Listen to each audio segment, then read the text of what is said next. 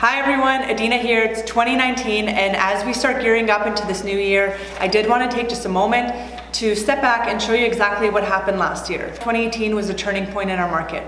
Both on the demand side and the supply side, we saw some big changes. We saw the lowest sales on record that we've seen since the year 2000.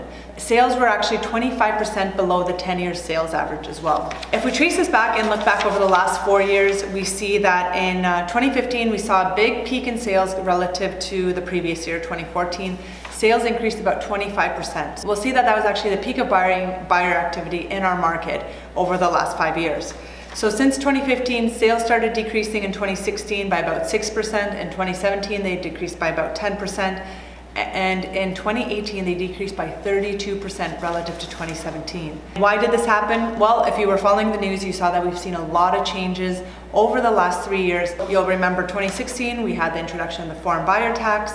Then in 2017, that foreign buyer tax increased from 15 to 20%, and it expanded out into the province. Then in 2017, we also saw interest rates finally increasing. So for the first time, they started going up consecutively. We've seen 5 interest rate increases since the summer of 2017. Also then in 2018, we saw the introduction of stress tests for mortgages.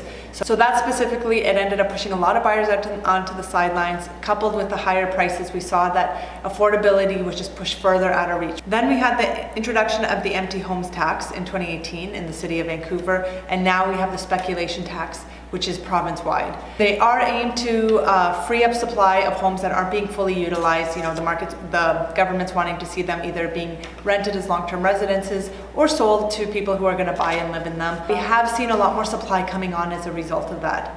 Now that said, it also having those two has reduced the demand for investors and foreign buyers. Now on the supply side, we did see that things finally started shifting in 2018. So we went from a period, 2016 and 2017, huge shortage of listings on the market relative to where demand was at.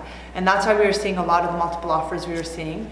In 2018, that finally started shifting. So specifically in the spring of 2018, we started seeing more listings come onto the market.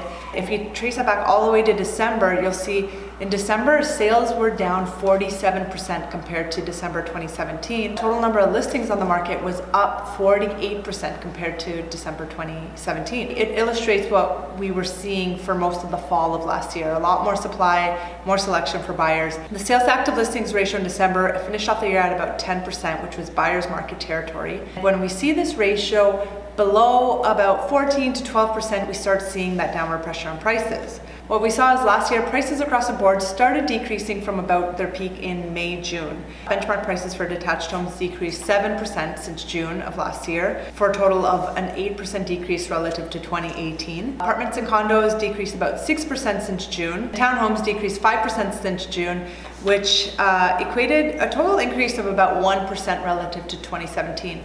So condos and townhomes have remained relatively flat. However, they have been on the downward trajectory since June, and detached homes have been on a downward trajectory since 2017. It'll be very interesting to watch and see what happens this year. It's going to be very dependent on what happens with interest rates, any new mortgage regulations, and also what we start seeing with supply of homes on the market. If you have any questions in the meantime, don't hesitate to reach out. Enjoy your rest of the month, and we'll see you soon.